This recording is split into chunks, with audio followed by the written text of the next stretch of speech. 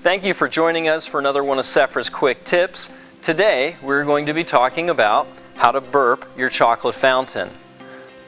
A lot of times when you initially turn your fountain on, an air bubble will get caught in your center cylinder.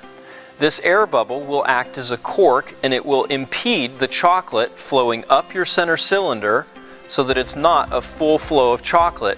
When it gets up to the top of the crown, it may then crest over, and as it cascades down each tier, it will look drippy.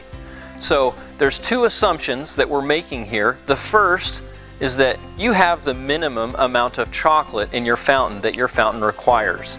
This is Sephra's 18-inch classic home fountain. It requires a minimum of 4 pounds of chocolate. It will hold up to 6. I've put about 5 pounds in.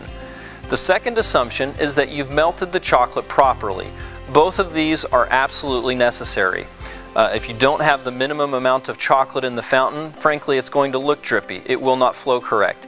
If you've over or underheated your chocolate, likewise, it will appear drippy, or you could have scorched it if you heated it up too much, and it simply won't flow. So the two assumptions that we're working with is that you've put the minimum amount of chocolate in your fountain that the fountain requires, and that you've also melted it correctly. On each of the back of the bags of Sephra's chocolate, you'll find microwavable melting instructions. You can also melt it in the base unit itself, but we'll save that explanation for another day.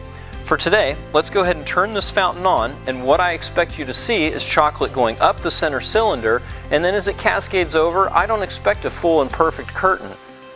We'll talk about what to do next just as soon as we see that. So it's pretty immediate. You would think that there isn't any air in that center cylinder because of how fast the chocolate went up and cascaded over. And frankly, yeah, there's definitely air in the center cylinder because the chocolate's just struggling to pour over each of the tiers. Sometimes we do get questions about how cold can it be. Right now, it's 52 degrees. What I'm going to go ahead and do is I see the way this chocolate fountain is running. It's not running the way it should. I'm going to go ahead and turn the fountain off for about 15 to 20 seconds, and frankly the time doesn't really matter. What you're really looking for is the air bubbles to pop out the top of the fountain in the crown, and also you're looking for air bubbles to possibly, more than likely, also pop out at the bottom of the fountain right next to the center cylinder. As soon as those air bubbles recede, I simply turn the fountain back on, and you should then have a full flow of chocolate going up the center cylinder and cascading back down, and you should have a perfect flow.